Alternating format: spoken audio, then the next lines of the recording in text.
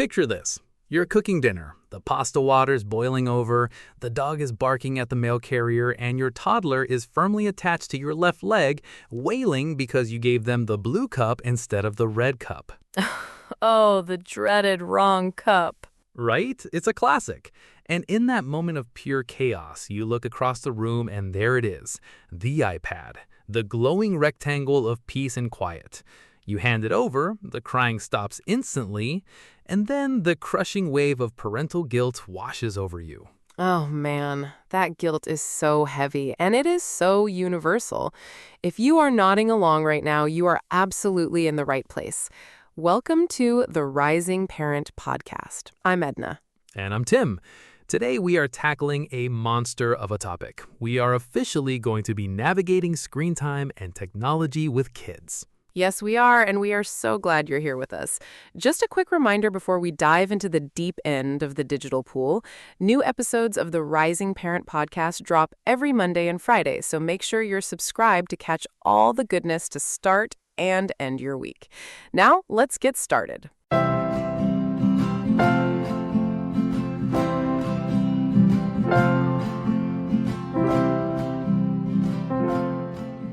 So, screen time. Man, Edna, if I had $1 for every time this came up in our coaching sessions, I'm pretty sure we could retire to a private island by now. Oh, absolutely. It's honestly the #1 source of stress for so many families we work with. Parents are terrified they're ruining their kids' brains, or they're exhausted from the constant battles when it's time to turn the TV off. Exactly. And, as parenting coaches, we're not here to give you a rigid, one-size-fits-all set of rules. We always say that effective parenting is a learned skill. And navigating technology, that's a totally new skill for our generation.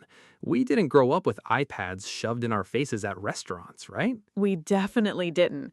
We had to just sit there and color on the paper placemats with the 3 broken crayons they gave us.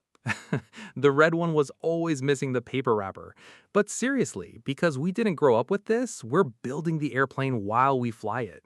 Today, we're doing a Q&A episode. We've pulled some of the most common burning questions from parents just like you, all about screens, boundaries, and how to find a little bit of grace in this digital age. I love that word, grace, because especially in those early, sleep-deprived months of parenthood, survival is the name of the game. If watching a 20-minute cartoon lets you drink a hot cup of coffee and reset your nervous system, we are not going to shame you for that. Nope, zero shame zone here. All right, are you ready for the first question, Edna? Hit me. Let's do this. Okay, this first one comes from a mom in Texas who wrote in and she asks, Tim and Edna, I have a 2-year-old and a 4-month-old. I am exhausted. I end up letting my toddler watch TV for almost 2 hours every morning just so I can nurse the baby and maybe close my eyes. I feel like a terrible mother because the pediatrician says no screen time before 2, but he's just over 2 and it feels like too much. Am I doing permanent damage? Oh, sweet mama. First of all, let's just take a collective deep breath. You are doing an incredible job. 2 kids under 3 is a monumental physical and emotional task. It's the ultimate endurance sport. It really is. And I want to address that guilt head on, because this reminds me so much of a mother we worked with in our coaching sessions last year. She had a newborn who would not sleep unless he was being held, and a wildly energetic 3-year-old.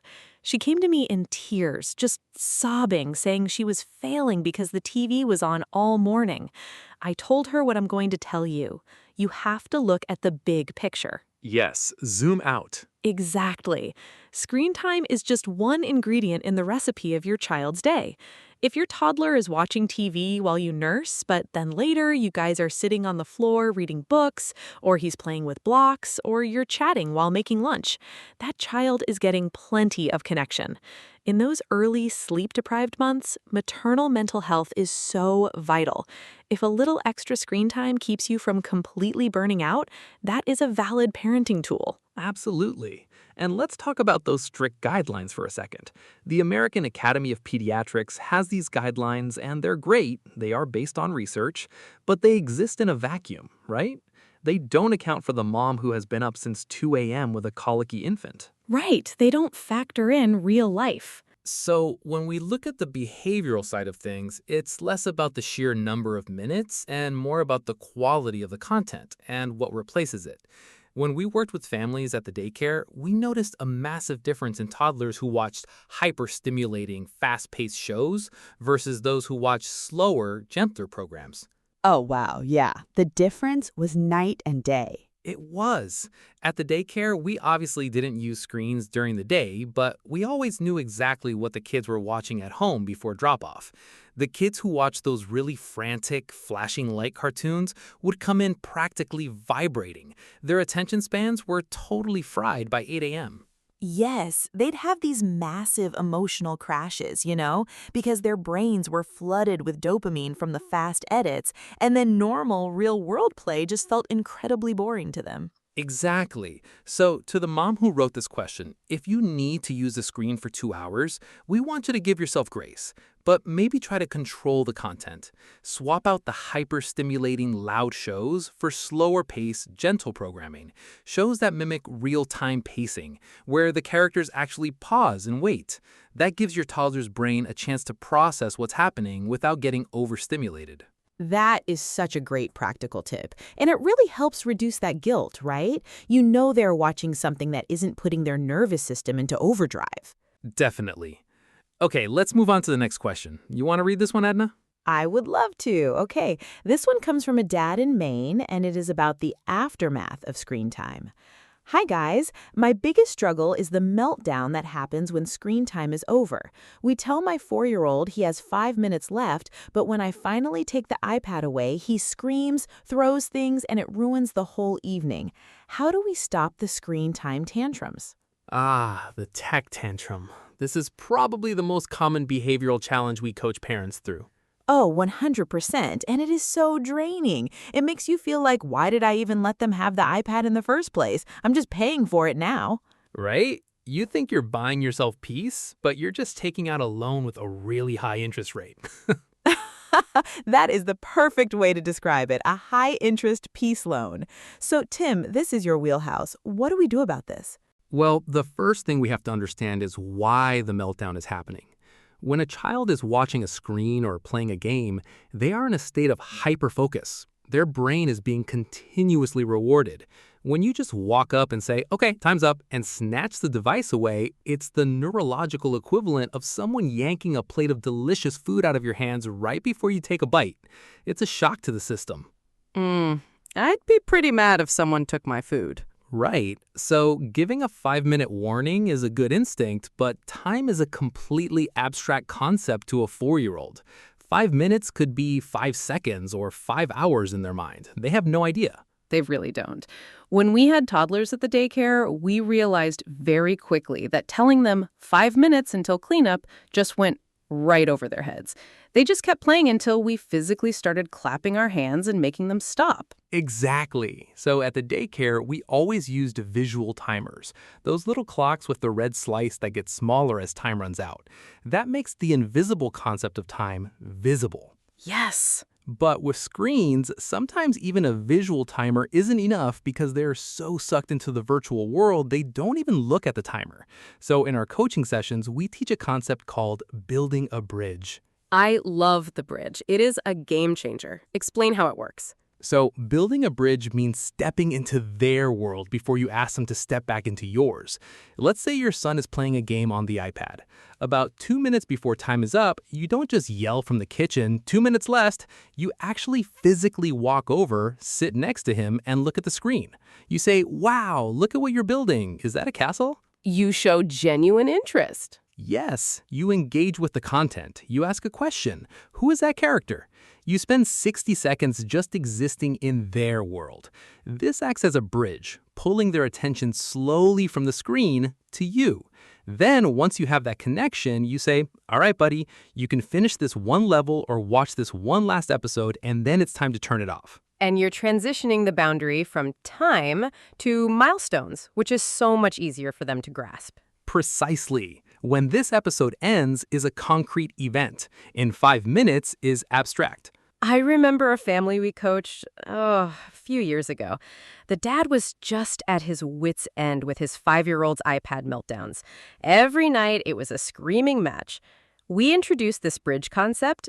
The dad started sitting with his son for the last 3 minutes of his game, asking him about the cars he was racing.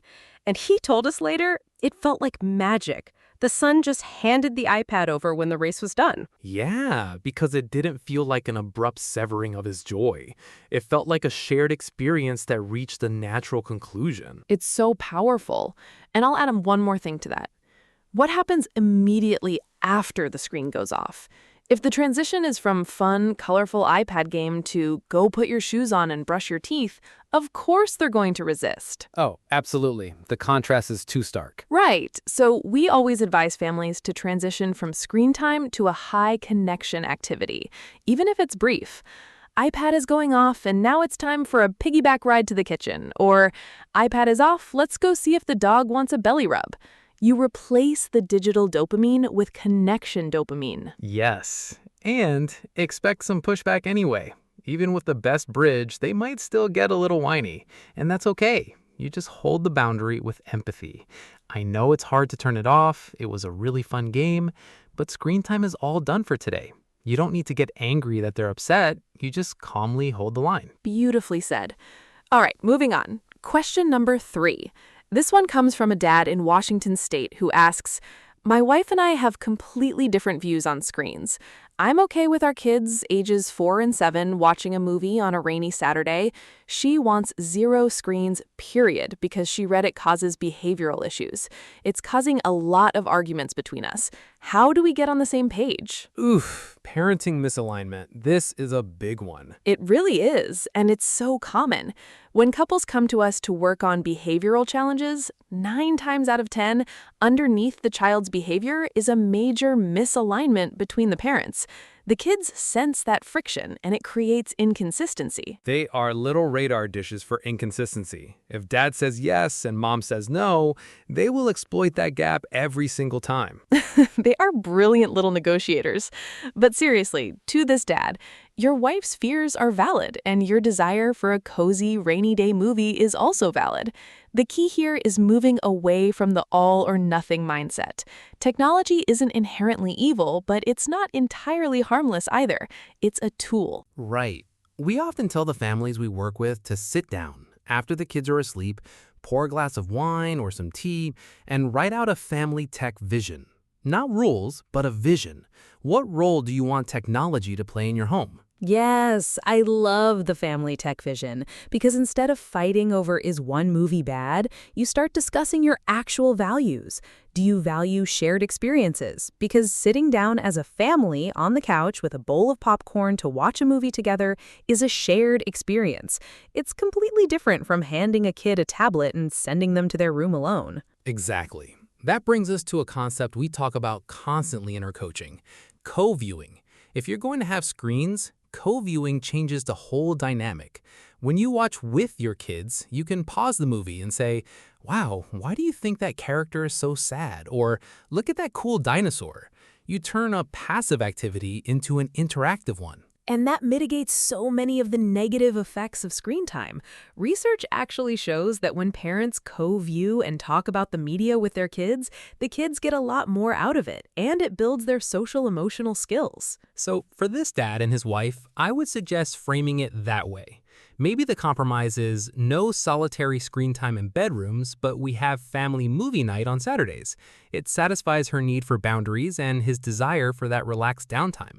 It's all about finding that middle ground tailored to your unique family, rejecting that one-size-fits-all advice.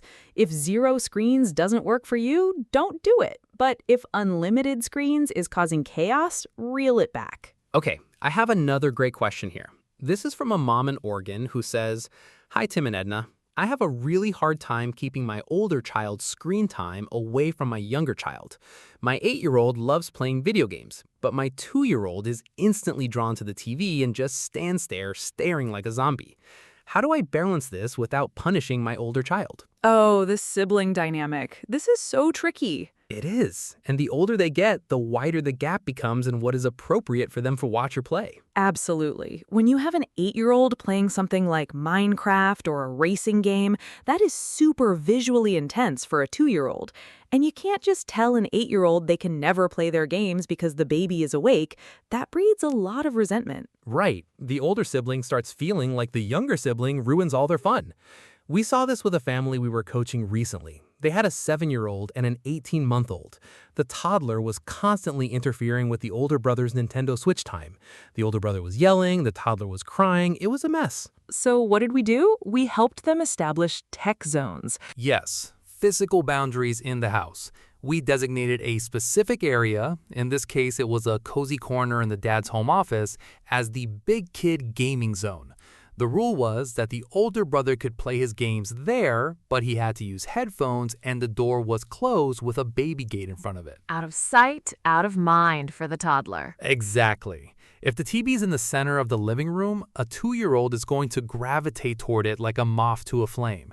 You can't expect a toddler to exert the impulse control required to ignore a giant glowing box of colors. You really can't. It's neurologically impossible for them. So we have to manage the environment, not just the behavior. Yes, managing the environment is half the battle. If you can't physically separate them, another strategy is timing. The older child gets their dedicated screen time during the younger child's nap time or after they go to bed. And that makes the older child feel really special too. It becomes big kid time. Yes, and you can involve the older sibling in the process. Say, hey buddy, your brain is big and strong enough for these games, but your little sister's brain is still growing and these flashing lights are too much for her. So this is our special big kid activity. It empowers them rather than restricting them. I love that. Empowering kids makes such a difference in how they respond to boundaries. Okay, I think we have time for one more question. Let's hear it. Okay, I have a mom from New York who writes, my 3-year-old is obsessed with YouTube. Sometimes the algorithm feeds him these really weird unboxing videos or kids just playing with toys. He gets so addicted to them. Should I ban YouTube entirely? The algorithm. It is a powerful force. It's designed by thousands of engineers to keep our eyeballs glued to the screen. And if it works on adults, imagine what it does to a 3-year-old. Exactly. And honestly, my professional coaching opinion, and I know Tim agrees with me here, yes, for a 3-year-old, unstructured, algorithmic YouTube is a recipe for disaster. I totally agree. The problem with YouTube for toddlers isn't just that the content can be weird or low quality, though it often is. It's the autoplay feature. The autoplay. Right. The child never has to make an active choice to watch another episode. The content just washes over them endlessly. At the daycare, we used to notice that kids who watched endless streams of unboxing videos really struggled with independent play. They did, because they were conditioned to watch other people play rather than playing themselves. They became passive consumers instead of active creators. Yes, and there's a huge difference between a curated educational show on a streaming platform where an episode has a clear beginning, middle, and end versus an endless feed of 5-minute clips. So to this parent, you don't have to ban screens, but you should absolutely curate the platform. Take YouTube off the iPad. Switch to an app where you download specific episodes of high-quality shows. PBS Kids, for example, is fantastic. PBS Kids is great, and you tell your child, we don't have YouTube anymore, but we have Daniel Tiger. Will they be mad for a couple of days? Probably. Oh, they will definitely protest. Expect the protest, but hold the boundary. I know you missed those toy videos. We are watching this now. Within a week, the detox will happen, and you will likely see a massive improvement in their mood and their ability to engage in independent play. It's so true. It goes back to what we always tell our families. You are the pilot of this airplane. Your kids might not like it when you turn on the seatbelt sign, but they secretly feel much safer knowing someone confident is flying the plane. That is a great analogy, Edna, and I think it's the perfect place to wrap up our Q&A for today. Wow, we covered a lot of ground today. Let's do a quick recap of our key takeaways for everyone listening. All right, key takeaway number 1. Give yourself grace, especially in those exhausting early months. Screen time is a tool. If you use it to protect your mental health and get a moment to breathe, that is okay. Look at the big picture of your child's day. Yes. Key takeaway number 2, manage the transitions to avoid meltdowns. Use the bridge method. Step into your child's digital world for a minute, connect with them, and transition them to a clear milestone, like the end of an episode, rather than an abstract time limit. And always follow it up with a moment of physical connection. Love it. Key takeaway number 3. Not all screen time is created equal. Focus on the quality of the content. Ditch the hyper-stimulating, algorithm-driven feeds like YouTube for toddlers, and opt for slower-paced, curated programming. And finally, key takeaway number 4, create a family tech vision. Get on the same page with your partner. Set up tech zones if you need to manage older sibling and younger sibling dynamics, and try to co-view media with your kids whenever possible to turn it into a shared experience. Perfect. You know, navigating technology with kids isn't about perfection. It's about intention.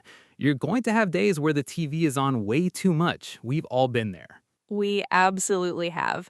You just wake up the next day and try again. You've got this, parents. You really do. We believe in you. Well, that is all the time we have for today's episode.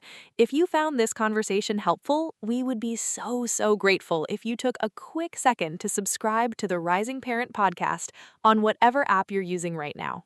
And please leave us a 5-star review. It honestly helps the show so much and allows us to reach and help more families who might be struggling.